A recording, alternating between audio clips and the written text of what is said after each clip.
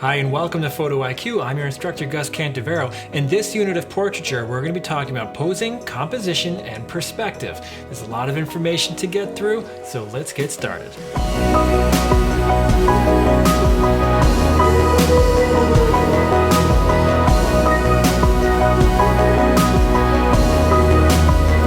If you're a people person, then portraiture is probably the genre you're most interested in. If you're not, then it can be pretty awkward. Portraiture forces you to come face to face with another person. There's a lot of different styles of portraiture though. There's Candid, where you're taking pictures of people who are unaware that you're doing it so that you can capture more honest moments and reactions as sort of like a fly on the wall. This is something you'll see most often at event photography or wedding photography, when the photographer is actually 10 or 15 feet away and they're capturing honest reactions of people having a good time. That's candid photography.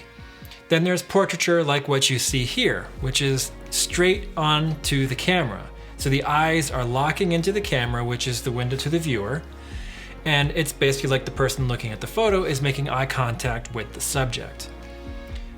Choosing good portrait subjects is kind of a key part of a good portrait or the process of making a good portrait. But that's not to say that people who aren't, quote, good portrait subjects can't make good portraits. Sometimes it's about making a personal connection with you, the photographer, and your subject. Often if it's someone that you know, you can have a personal moment with them, a conversation to sort of loosen things up before you get started. You have to think of it as if it's a process.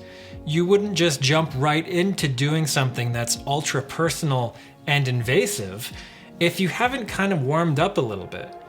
Then it just becomes very robotic, as if you were just getting your picture taken for the high school yearbook. You just stand in a line, you get up there, and then you sit on the box, you do the pose, takes the picture, and then you're off. What we're trying to do is something that's a lot more personal, something that is going to have a lot more of a lasting impact as a work of art. So everyone has something that's interesting about them. Everyone has something that's honest and raw and real, and it's up to the artist to draw that out of them. Sometimes people are just really awkward and self-conscious in front of the camera, but it's going to be up to you to find the most endearing and personal quality that you can find. So let's talk a bit about the photograph here of the young shopkeeper in Cambodia. I was touring the ruins of Angkor Wat near Siem Reap, Cambodia, and on the backside of the ruins there's a little shop girl who was selling some trinkets, bracelets and jewelry and keepsakes and things like that. She was there with a little brother, and it was just the two of them selling things to the tourists that were passing by. I spent a little time talking with her. She had broken English, but she could understand enough to converse, and I knew a few words in Khmer to be able to draw some things out of her, and we had kind of a fun conversation. She was very funny and very wise beyond her years. I wanted to take her portrait, but her big thing was that she needed me to buy something first. So I guess this is kind of the way things go. People come by and they want to take pictures of the cute kids, but they know the game and they know that you have to buy something if you're going to be able to take her photograph, which is perfectly fine. It's a transaction. And that's totally okay. And in fact, I found it to be even funnier that was the stipulation. And then she could see that I found it was funny, and then it made her at ease with the situation. I was there with a group, so it was very unoffensive. I'm very tall, she's very short, and it's very easy for a young female to feel threatened. But because we were with a big group and we were laughing and having a good time, it was disarming for her. So having a conversation first made it more personal between us. We had a moment together where we got to know each other a little bit. No, we're not pen pals, we're not best friends, but there's a moment where you at least become familiar with the person. As a personality, I'm actually an introvert. I'm an extrovert-introvert blend. So it means that when I'm in a group situation, I can become an extrovert, but I'm much more likely to choose to be by myself. So when I'm in big public situations, it's really not the place where I thrive the most. So approaching strangers and talking to random people on the street is something that I definitely am not interested in. That's not something that I'm get up and jump out of bed in the morning to go do. I would much rather spend time in one-on-one conversations or just be by myself.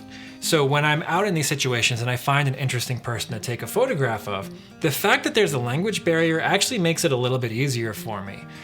We can talk about something that's very innocuous, very simple, very innocent, and then I can break the ice by asking for a photograph. And because I'm in a foreign land, it's actually really easy for me to get rejected. I don't feel like a personal rejection because I don't actually know this person and I'll never see them again, most likely. So you have to kind of think of this in some different terms. If you're with people that you know well, then taking a photograph of them with the concept that you're developing your work of art shouldn't really be offensive to them. It shouldn't be off-putting. Some people just don't like their photo taken. And if that's the case, maybe you can ask them just to help you to develop your craft. Maybe you can just work on some technical details and maybe some lighting or posing details and just promise not to show it to anybody, unless it's really good. I always have that stipulation in there. So getting back to this photograph, you can see that there is an honesty in this girl's expression. She's bold, she's unafraid, she looks right at the camera, she's straight up and down, her pose is very square to the camera. Level shoulders, straight up and down head, and level eyes right at the camera. This girl is not easily intimidated. This little girl is bold and she's a businesswoman in the making. She was 10 years old at the time, and I remember that because I spoke with her and I got to know her a little bit. So I remember a little bit about the portrait subjects that I photograph. You can see just by the expression that this girl has life experience. She's already seen a lot, she's already done a lot, and I think that it comes across in the photograph. By looking at this picture of her, this portrait of her, you can kind of already see who she is in her heart because it's coming out in her bold expression. Next, I want to show you the photograph of her little brother. Now this guy, you can see just by his expression and the angle of his head and his posture being more relaxed, that he's actually kind of the opposite of his sister. He's a jokester. You can see that his posing makes him look a little bit more cheeky. He has a very different personality from his very business-like older sister. But he's still not shy, he's very composed, and he's not embarrassed in the slightest bit to have his picture taken. This is my friend Matt, who's a professional musician. When we photographed him, the idea was to kind of emphasize his strong side profile. He has a very heavy brow and strong nose in the profile, and we went ahead and emphasized that because it's very unique. It makes it stand out. When I photographed this image, it was on a black background with a strong front light. So he's very fair-skinned, and that caused it to pop off from his black shirt and the dark black background. Because he's of Scottish descent, you can see all of the freckles poking out from his skin on his arm, making it much higher contrast, emphasizing all of the things that make him unique. This image was created with an old Hasselblad 500C film camera, which is a square negative, a 6 centimeter by 6 centimeter negative, called medium format, where 35mm film is considered full frame. Medium format is larger than 35mm, and it's actually 6 centimeters tall with a long roll of film that can be framed in either 4.5 centimeters, 6 by 6 centimeters, 6 by 7 centimeters, 6 by 9 centimeters, or even the further panoramic. This is the same portrait subject, my friend Matt, with his son Jim. And his son is also a budding musician. He's a drummer. And we wanted to do a portrait of the two of them because they were working on a little side project, coming out with an album or at least a few songs, and they wanted to do a portrait together, a little bit of a shoot. So we went out and found this really cool graffiti covered wall. Now all the rules of portrait photography still apply, just like they would in still life or landscape. Leading lines, angles, scenery, color, composition, everything is going to work together. All of these things are going to create a successful image. You should develop this technique, these skills, your eye to find these lines where they exist so that you can find them instinctively and just position people in ways that work. And it's gotten to the point now where I don't really try and find the lines. It's just that I instinctively know where they are. Then afterward, if I go to apply a rule of thirds or a golden rule, or triangles or different shapes that are traditional stacking techniques of hierarchy, they just naturally fall into place. So I have a few images here that I was going to show you in succession anyway, and then I went ahead and overlaid some of the guidelines, and it's interesting just to see how they fall.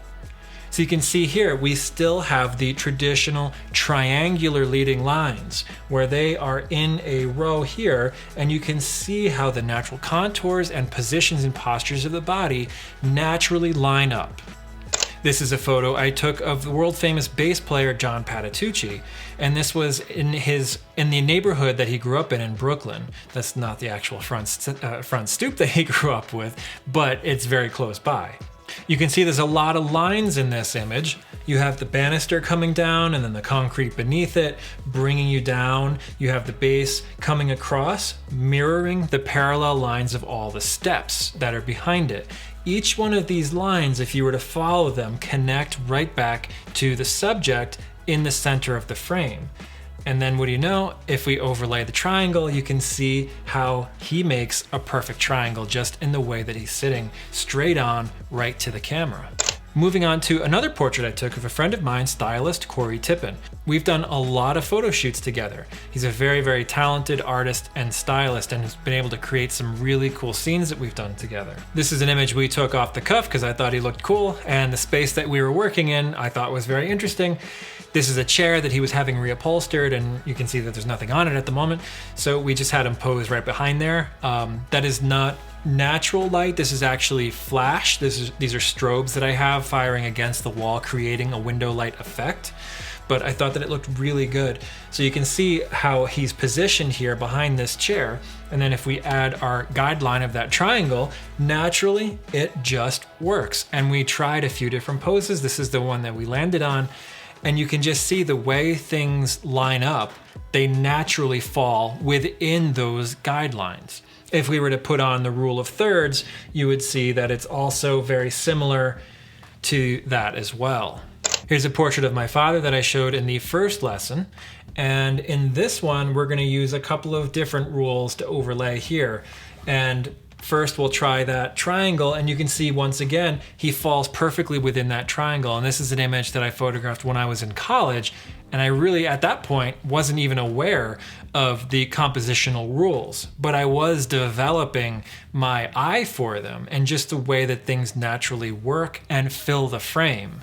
So the weight of this frame is very heavy at the bottom, this huge chainsaw that he was using here, then the redness of his sweater, and then the paleness of the background in late autumn, where there are no leaves on the trees and everything's very wet and kind of depressing as it gets in Connecticut in probably October or November.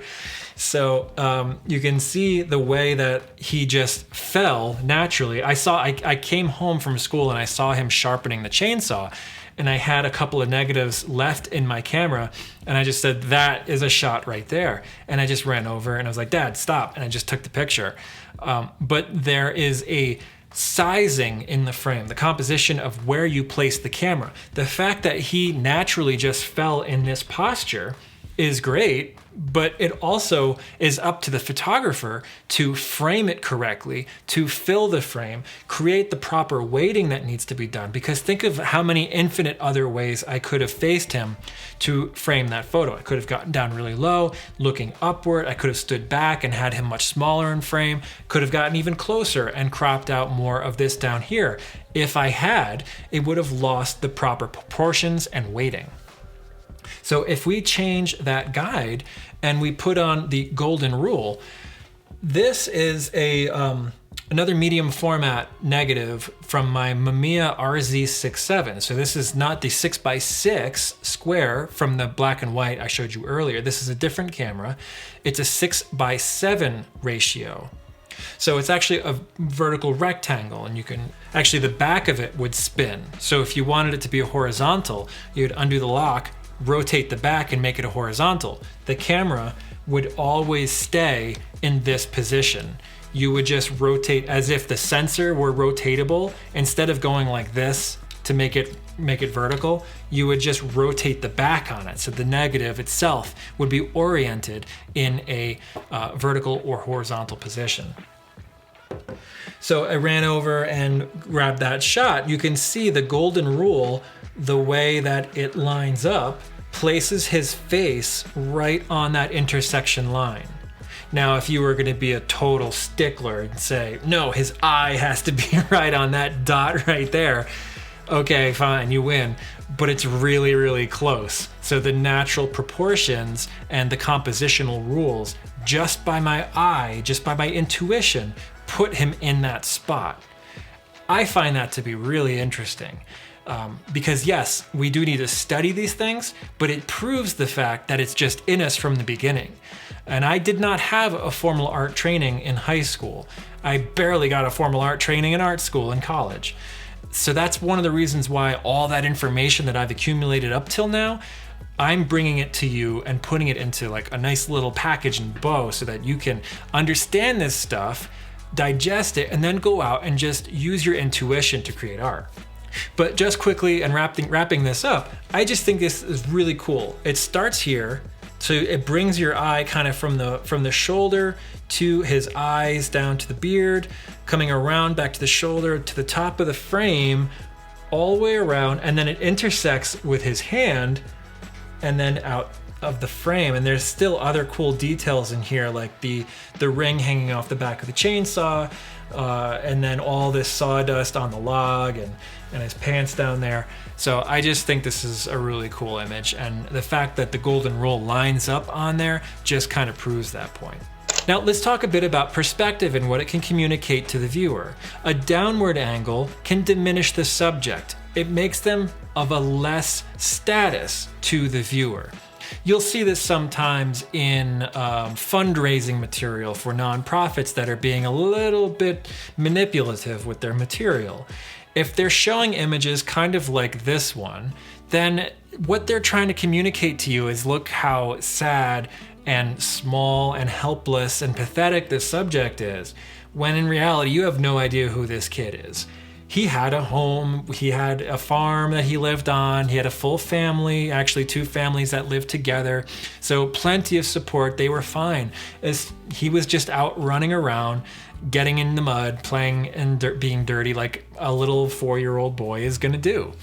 I photographed him out in the provinces in Cambodia. I was standing near the wall. He came and ran over to me. He was just curious about what I was doing as a foreigner and looking at my camera and my clothes and just how different I was, mostly how tall I am because I'm 6'4". When I go to Cambodia, they think that I'm like a professional basketball player from the NBA.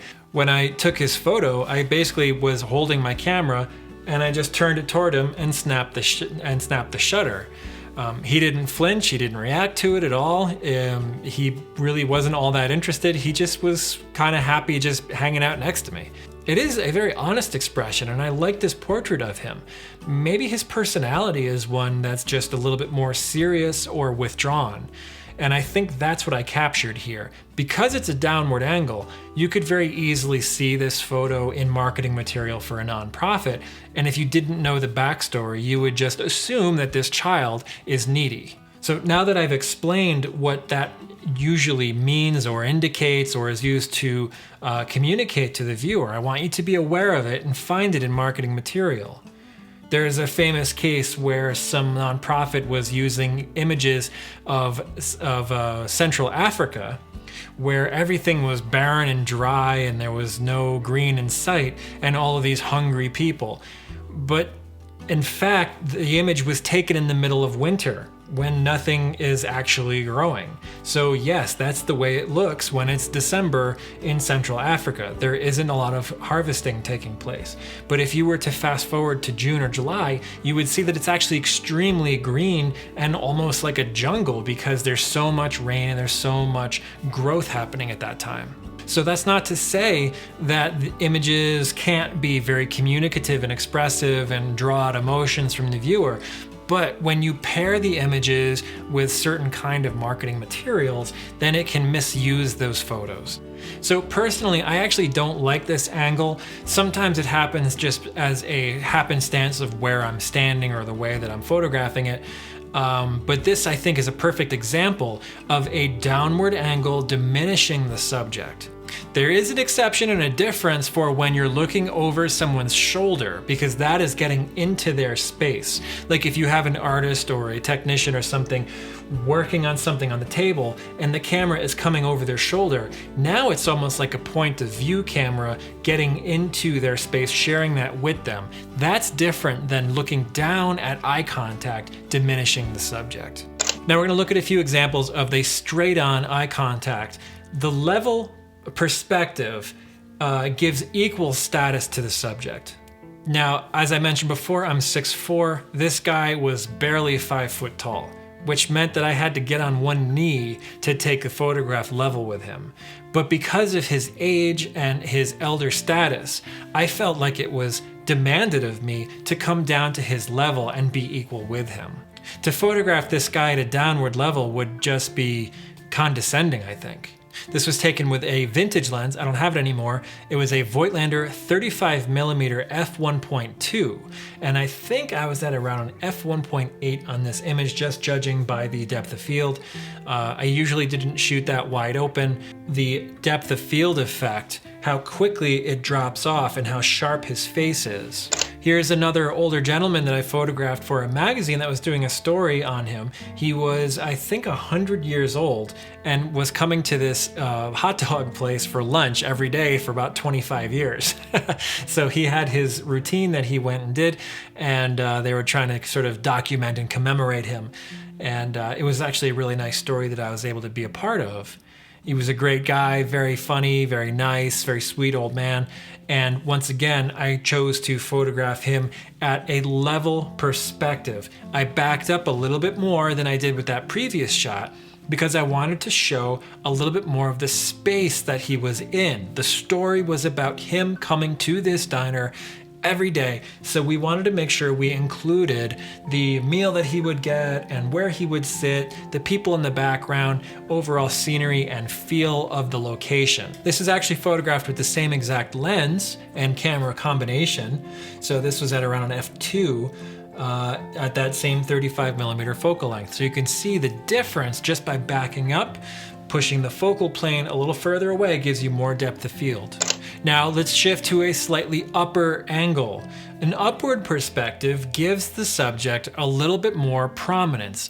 You could even say a hero status. So the hero shot is one where usually the photographer, if you're shorter, then you don't have to take a knee. If you're tall like me, then you need to take a knee. This subject is the former Red Sox shortstop Nomar Garciaparra. I photographed him at the ESPN Baseball Tonight studio.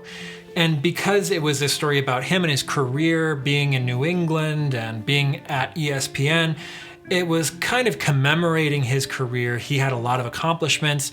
And so you want to kind of give him prominence, give him some status. Now, I'm not someone who has a hero worship complex, so I'm not going to get on the ground and photograph all the way up at him. And I think that that can look just comical or even stupid. Sometimes that's used with celebrities or politicians, and I think that it belies the photographer's perspective and the personal perspective, like their bias. In fact, it shows that they could like or dislike the subject just based on a couple of choices that they might make. I'm very proud that I'm able to put that stuff aside. I'm a big Yankee fan, and I hated Nomar Garciaparra for years. But when I met him, he was an okay guy, and we talked for a few minutes, got to know him, and then I took the knee angle. That's the one that we landed on as the best angle. It also does something else by bringing in the upper ceiling lighting, the perspective of the ceiling production quality that goes into the show. So it shows all the lights and the colors and all the things in the background while keeping ESPN in the foreground. This is the famous Baseball Tonight desk he was leaning against, and the calm kind of relaxed posture that he has leaning against the table. So it's very approachable and very easygoing. Here's a young boy I photographed in the Philippines up in the mountains of Baguio. Now this kid is under 5 foot tall, so once again, I had to get on a knee to be able to take this photo. I wanted to give him a little bit more status because he was a cool kid. He had a really fun attitude. He was really cool to hang out with, and I wanted to give him that kind of upward angle to make him look a little bit bigger. Now, sometimes it's kind of comical when you have a child who's got that attitude, right? And you give them an upward angle because it increases their stature, makes them stand a little bit taller. Now, we all know that that's a child, that he's a little kid. He hasn't had a lifetime of accomplishments that we're commemorating. Instead, we're making him look big because it's almost like communicating he has big dreams, or he's gonna be somebody someday. You know, we can see his head's in the sky, his head's in the clouds, he's a dreamer. So these are one way to communicate certain things without going over the top by getting on the ground and photographing straight up. By having a slight upward angle, we give him prominence and posture, but we also still give him context and space. We can still see the palm trees in the background and the environment that he lives in. Just a couple more images of the upward perspective because I think it's important to show how it can be used. This is a gentleman who was a benefactor of a theater in Westport, Connecticut, and he had financed and been the backer to a lot of things that were going on, helping to raise funds for preserving and upgrading this very, very old theater.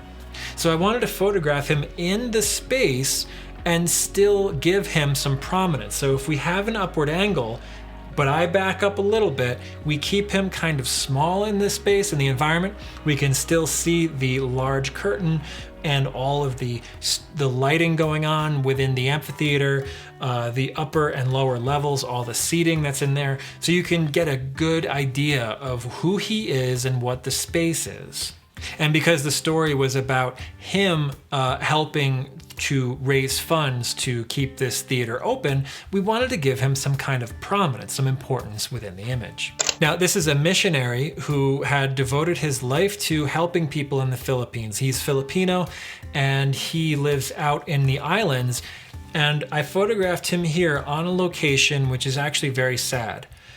At this spot, there was a home that was demolished by a flood. There was a super typhoon known as Haiyan that had gone through several years ago. I think it might have been around 2014 or 15.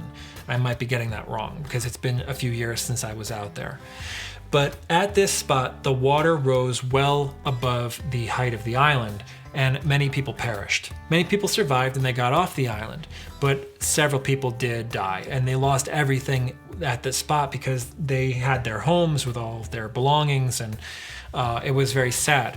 This man had piloted a boat back and forth to help get people off the island, and then afterward, as soon as the storm was over, went back to see who had survived and help them rebuild and get out of the wreckage.